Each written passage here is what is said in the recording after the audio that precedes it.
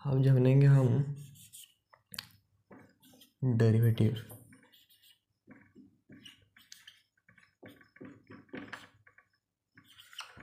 Derivative हमारे पास दो type का होता है, ठीक है।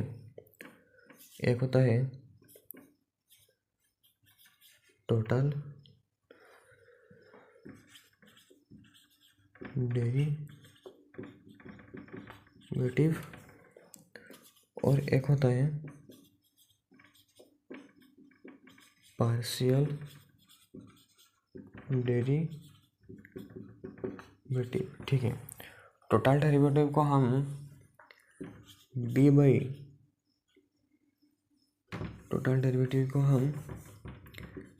बाई डी एक्स से डिनोट करते हैं और पार्शियल डेरिवेटिव को हम डो बाई डो एक्स से डिनोट करते हैं, ठीक है। तो डेरिवेटिव हमारे पास दो टाइप का होता है, एक होता है टोटल डेरिवेटिव और एक होता है पार्शियल डेरिवेटिव। और टोटल डेरिवेटिव को हम डी बाई डी एक्स से डिनोट करते हैं और पार्शियल डेरिवेटिव को हम डो बाई डो एक्स से डिनोट करते हैं, ठीक है। और फिर क्वांटिटी, यह क्वांटिटी हमारे पास दो टाइप का होता है उसी तरह। एक होता है कांस्टेंट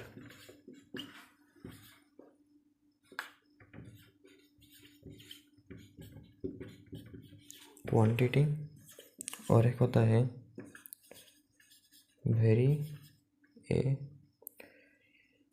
वेरिएबल क्वांटिटी, ठीक है। क्वांटिटी भी हमारे पास दो टाइप का होता है, एक होता है कांस्टेंट क्वांटिटी और एक होता है वेरिएबल क्वांटिटी, ठीक है। कांस्टेंट क्वांटिटी का मतलब होता है जिस वैल्यू को हम चेंज नहीं कर सकते उसको बोलते हैं कांस्टेंट क्वांटिटी।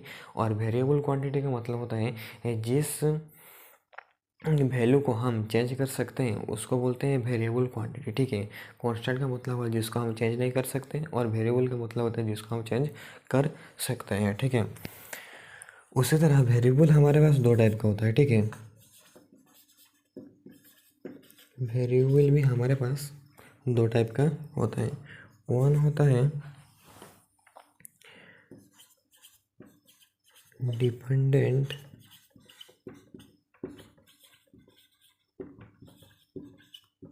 वेरिएबल, दूसरा होता है इंडिपेंडेंट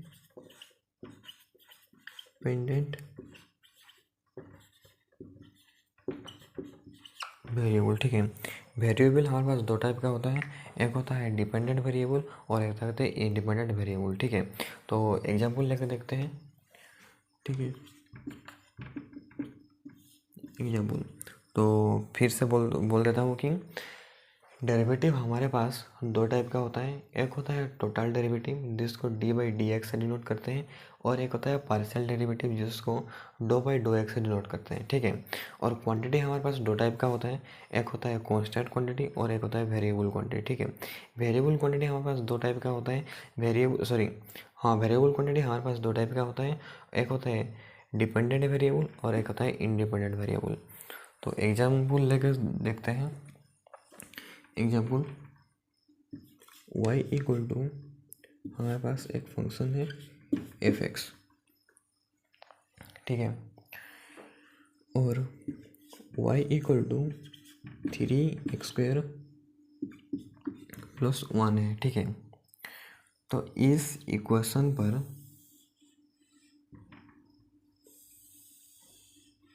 क्या क्या है वो देखना है, ठीक है। इस इक्वेशन पर हमारा क्वांटिटी क्या क्या है इस कांस्टेंट पर।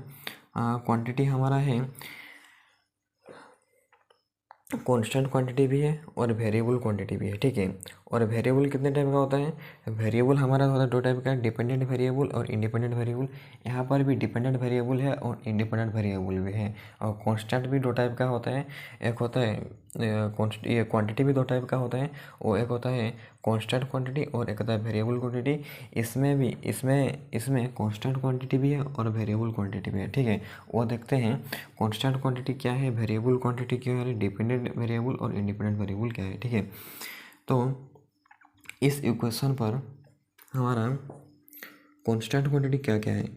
इस इक्वेशन पर हमारा कांस्टेंट क्वांटिटी, जिस कांस्टेंट क्वांटिटी का मतलब है जिस वैल्यू को हम बदल नहीं सकते, ठीक है। तो इसमें हम क्या क्या बदल नहीं सकते, 3, 2 और 1 को हम बदल मतलब चेंज नहीं कर सकते, ठीक है। तो इसको बोलते हैं कांस्टेंट क्वांटिटी। 3, 2 और 1 को हम भाई चेंज नहीं कर सकते, इसलिए हम इसको कांस्टेंट क्वांटिटी बोलते हैं, ठीक है। इसको हम कभी भी बदल नहीं सकते हैं, ठीक है। और वेरिएबल क्वांटिटी क्या है, वेरिएबल क्वांटिटी हमारे पास x और y है, ठीक है। ये है वेरिएबल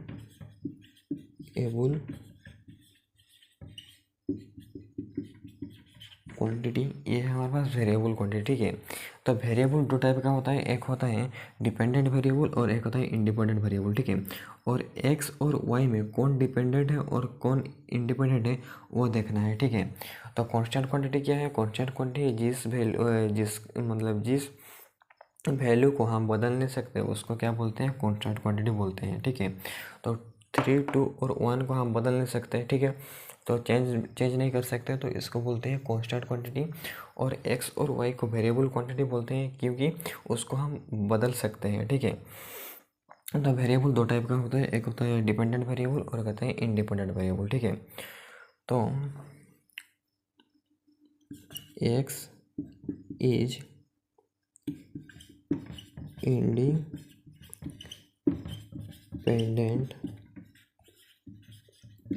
वेरिएबल, ठीक।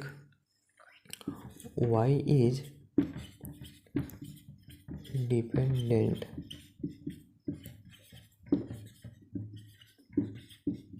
वेरिएबल, ठीक है।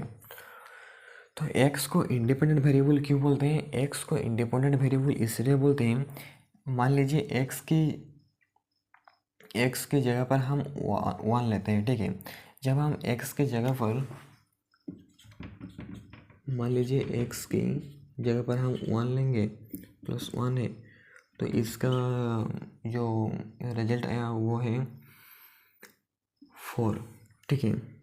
तो इसका 4 आया तो मतलब y का वैल्यू क्या है, 4। अगर हम x की जगह पर 3 लेंगे, ठीक, 1, तो क्या होगा 13। तो y का वैल्यू क्या है 13, ठीक है। तो y का वैल्यू किस पर डिपेंड कर रहा है, y का वैल्यू x पर डिपेंड कर रहा है। x का वैल्यू जो होगा y का वैल्यू उसी के अनुसार आएगा, ठीक है। तो x किसी के ऊपर डिपेंड नहीं कर रहा है, लेकिन y डिपेंड कर रहा है। y किसके ऊपर डिपेंड कर रहा है, y x के ऊपर डिपेंड कर रहा है, ठीक है। तो इसलिए y को डिपेंडेंट वेरिएबल बोलते हैं और x को इंडिपेंडेंट वेरिएबल बोलते हैं, ठीक है।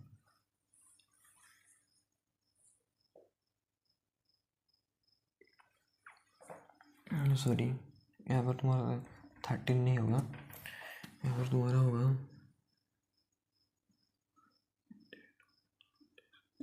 28, ठीक है। तो ये था तुम्हारा डिपेंडेंट और इंडिपेंडेंट वेरिएबल। फिर से देखते हैं और एक एग्जांपल लेके, ठीक। तो y f x y z, ठीक है। तो इसमें y नहीं लेते हैं, u लेते हैं, ठीक। तो इसमें u equal to 3x² plus 4x, तो यहाँ पर लेंगे हम 4y प्लस z प्लस 1, ठीक है। ये एक इक्वेशन है हमारे पास,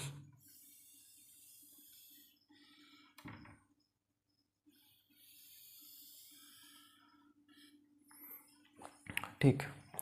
तो इसमें हमारा कांस्टेंट क्वांटिटी क्या क्या है, इसमें हमारा कांस्टेंट क्वांटिटी 3, 2, 4 1, ये है हमारा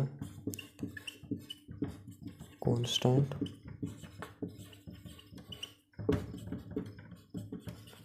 क्वांटिटी और यू एक्स वाई जेड क्या है, वेरिएबल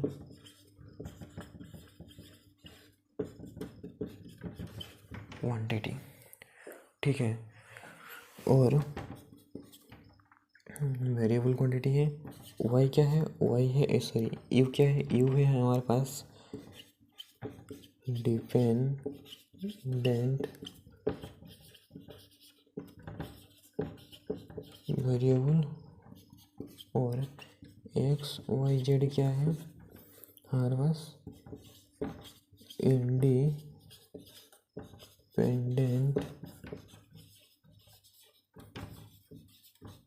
वेरिएबल। ठीक है, वाई यू क्या है डिपेंडेंट वेरिएबल और एक्स वाई जेड क्या है इंडिपेंडेंट वेरिएबल। ठीक है, तो यह था डेरिवेटिव का कुछ कॉन्सेप्ट। ठीक है, अब देखेंगे हम टोटल डेरिवेटिव और पार्शियल डेरिवेटिव होता क्या है। ठीक है, तो टोटल डेरिवेटिव और पार्शियल डेरिवेटिव में अलग अलग नहीं बताऊंगा, एक साथ बताऊंगा, क्योंकि थोड़ा रिलेट हो सके कि टोटल डेरिवेटिव क्या है और पार्शियल डेरिवेटिव क्या है। ठीक है, तो ये थोड़ा नोट कीजिए, फिर जाते हैं।